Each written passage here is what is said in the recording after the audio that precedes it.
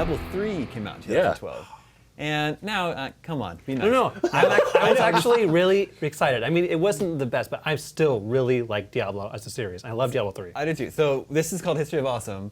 I think Diablo 3 is an awesome game today. Oh, yeah. Yes. Maybe it wasn't right at launch, but I think it's still worth celebrating it for what it, Totally. what it was able to become. Yeah, I mean, in the 2014 episode, we are going to talk about Destiny, which was a game that was good in 2014, but became amazing in 2015. Yeah, Diablo's the same thing with, Reaper of Souls, like that.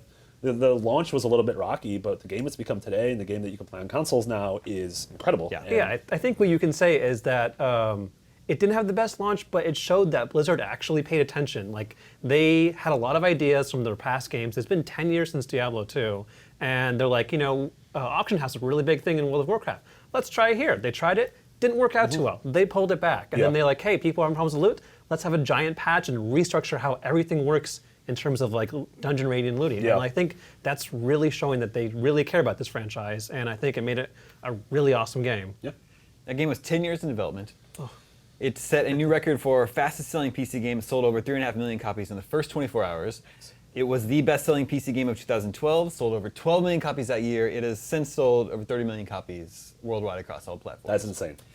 But what were the specific problems at launch? It was all because it had this always online requirement. Yeah, a lot of right? people were like, I never had to play, Diablo 1 online or Diablo 2. But I mean, that's because it was them restructuring BattleNet and how BattleNet works, and it was kind of the larger picture they wanted to incorporate Diablo 3 into that. So there was a little backlash, but when you think about it, I mean, most people were playing that online anyway, and this is 2015 is a different age. And even back then in 2012, people more online than ever were. Yeah. So it was a smaller gap, I think, and then people kind of got over it after a while.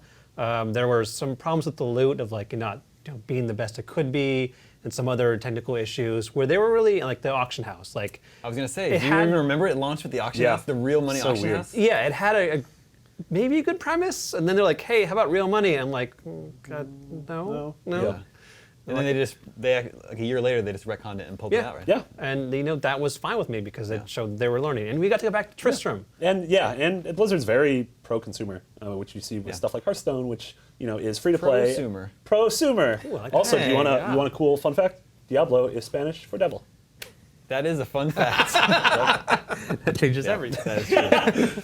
I played Diablo 3 on PS4, and that package that was released on console is amazing. Just Best so Blizzard port since StarCraft 64. Was StarCraft 64 good? No, it was real bad. That's where I played StarCraft for the first time. Yeah, and you're like, why do people like this game? It's garbage. But it's got Rumble.